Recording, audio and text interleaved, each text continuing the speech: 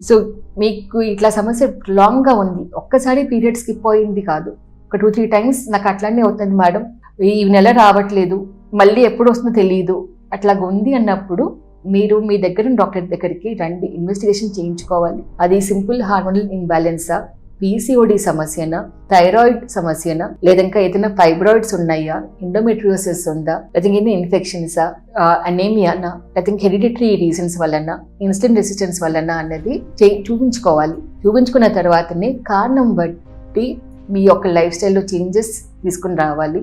ఆ తర్వాత ఫుడ్ దగ్గరికి మానిటరింగ్ చేసుకోవాలి.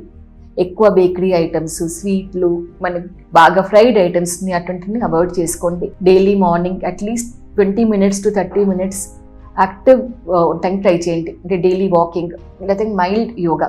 దాంతోపాటు మీ ఒక రూట్ కాజ్ ఏంటి అనేది, హార్మోనల్ సమస్యలా, కంతులా, లేకపోతే ఇన్ఫెక్షన్సా, హిమోగ్లోబిన్ లెవెల్స్ తక్కువ ఉండటం వలన, అనేమియా వలన ఏంటి అనేది ఇన్వెస్టిగేట్ చేయించుకున్న తర్వాత దాని తగ్గట్టుగా మీ యొక్క రూట్ కాజ్ అనాలిసిస్ ప్రకారంగా మీ యొక్క కాన్స్టిట్యూషనల్ హోమియోపతిక్ ట్రీట్మెంట్ తీసుకోండి.